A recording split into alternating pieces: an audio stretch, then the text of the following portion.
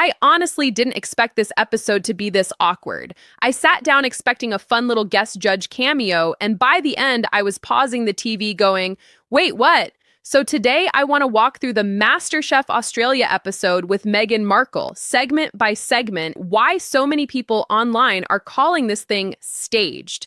And yes, we need to talk about the Prince Harry phone call, because that one moment changes how the entire episode reads. All right, let's get into it. Smash a like if you're into royal pop culture breakdowns, and let's go. So the episode opens with the big reveal. Meghan Markle is the surprise guest judge for this stretch of MasterChef Australia's new season. She was filmed doing this back in April during her and Harry's Australia trip, and it's finally airing now. The producers frame her entrance as a huge deal. Global icon, humanitarian, big fan of the show, the whole introduction package. And look, on paper, fine. Celebrity guest judges are a MasterChef tradition. But did you notice how much time the intro spends on who she is versus what she's cooking?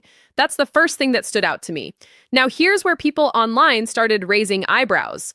The show leans hard into presenting Meghan as a genuine home cook, someone with real culinary instincts, not just a celebrity guest.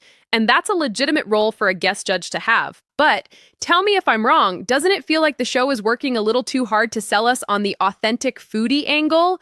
I'm not saying she can't cook. I have no idea, honestly, and neither do you. I'm saying the framing felt like it was reaching for something. This is where it gets a little murkier. Meghan talks through her food philosophy on camera, the California influence, farm-to-table stuff, memories of her mom cooking, growing up watching cooking shows. It's a nice, tidy narrative. Some viewers online have pointed out that this version of her cooking story doesn't always line up cleanly with things she's said in other interviews over the years. I'm not going to pretend I've fact-checked every quote she's ever given about food. I haven't, and I'm not going to put words in her mouth here. But it's worth noting, a chunk of the online reaction specifically zeroed in on the cooking origin story, feeling a little too polished, a little too on message. Make of that what you will. Okay, the actual competition part. Contestants are told to cook a dish fit for a duchess, using ingredients Meghan personally picked: honey, macadamia, citrus, edible flowers, celeriac. Cute concept.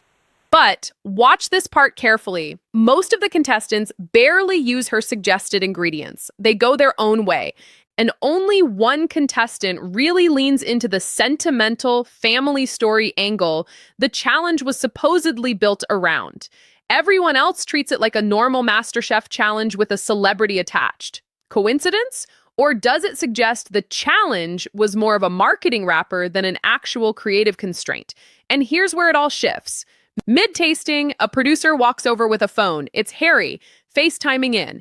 Hi, my love. My husband's here. Camera pans to the judges. Harry does the g'day. Have I interrupted something important? Bit admires the studio chandeliers, signs off, everyone applauds. Let's be honest. This is the moment the internet lost it. People online immediately called it cringe, scripted, so staged. And I get why. What are the actual odds that Harry just happens to ring at the exact moment cameras are rolling mid-broadcast on a random Australian cooking set? In my opinion, that doesn't read as spontaneous. It's not proof of anything. Nobody can prove a phone call was pre-arranged. But it feels like a moment built for the highlight reel, not an accident that got caught on camera. Here's the thing, though. After that call, watch what happens to the actual competition.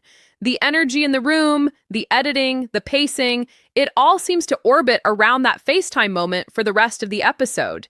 Meanwhile, the contestants who spent the whole challenge cooking their hearts out, they get noticeably less screen time in the back half.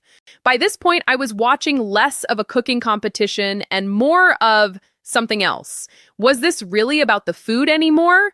Final judging rolls around, and the feedback from the panel is almost entirely positive. No real critical depth, nothing that would suggest a genuinely tense judging moment, which again might be totally normal for a guest judge episode. Or it might support the read that the whole hour was less about finding the best dish and more about giving Meghan, and by extension, Harry, a warm, camera-ready hour of television. So here's my honest take, and I want to be clear this is my take, not a verified fact. This episode gradually stopped being about the contestants and became a showcase for the Sussexes. The FaceTime call was the emotional centerpiece, and everything before and after it seemed to orbit that one moment. Did it feel that way to you too, or am I reading too much into a guest judge episode? Drop a comment, genuinely curious if anyone watching thought this felt natural. And if you want more royal breakdowns like this, you know what to do. Catch you in the next one.